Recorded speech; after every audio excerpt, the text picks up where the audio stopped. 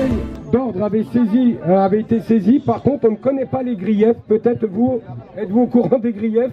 Je ne suis pas au courant. J'ai reçu une lettre de Patrick Bouet, le président du Conseil national de l'ordre des médecins, comme quoi j'allais être convoqué un jour, pour je ne sais pas quelle raison, elle n'est pas exposée, devant le conseil disciplinaire. Disciplinaire, c'est que j'ai commis une faute très grave.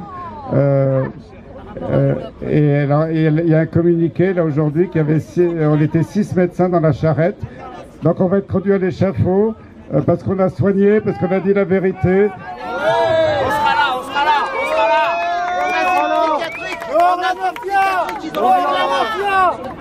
Voilà, on a une question à poser à M. Perron, je pense. Bonjour à tous, je suis ravie de vous rencontrer, professeur Perron. Merci au nom de tous les gens présents ici et au nom de ma famille. J'aimerais, en votre présence à tous, demander aux Français une chose. Donc l'anesthésie du premier confinement étant passée, quand est-ce que la prise de conscience va-t-elle s'exprimer dans la rue? Quand est-ce que les Français vont sortir de cette léthargie qui s'est emparée d'eux? Où est passé le Gaulois réfractaire?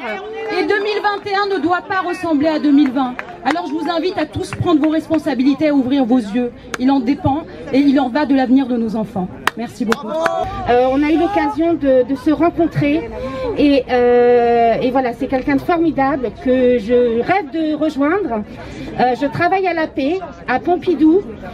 J'ai beaucoup de collègues qui malheureusement n'ont pas pu prendre de demi-journée comme moi et qui vous soutiennent énormément mais qui ne sont pas présents.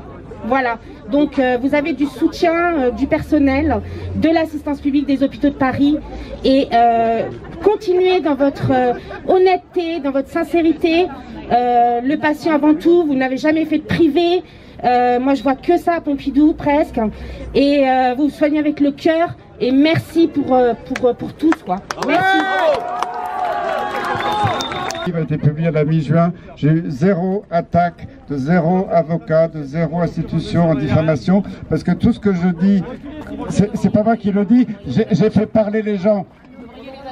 J'ai fait parler le président de la République, j'ai fait parler les ministres, j'ai fait parler les infectiologues, c'est eux qui ont dit, et quand ils disaient n'importe quoi et tout et son contraire à 15 jours d'intervalle, j'ai rapporté leurs propos. Donc mon livre c'est juste, j'ai rapporté ce qu'on observait, c'est pas moi qui les ai attaqués, j'ai attaqué personne, et j'ai attaqué personne nommément dans sa pratique, j'ai eu aucune infraction au code de la déontologie, je tiens à le redire devant le Conseil de l'ordre aujourd'hui parce qu'ils vont peut-être m'écouter.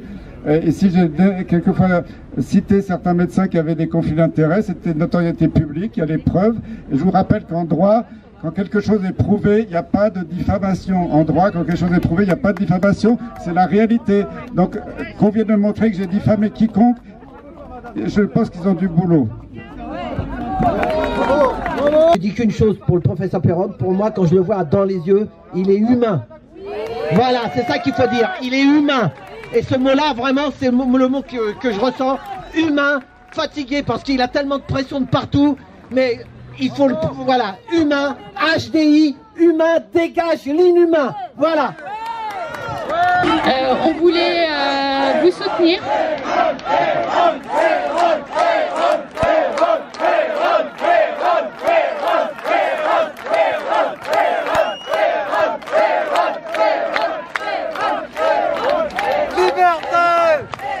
Donc voilà, vous êtes notre chef de service, vous avez été là quand on a eu besoin de vous, on sera là pour vous, on ne vous lâche pas.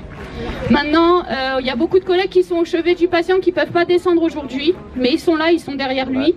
Et je voulais vous dire aussi, nous en consultation depuis ce matin, on est débordés d'appels, vous êtes soutenus partout en France, des appels de partout, donc on leur dit qu'ils peuvent envoyer des mails à Monsieur Hirsch et surtout, enfin voilà, vous êtes soutenus et on ne vous lâchera pas. Bravo.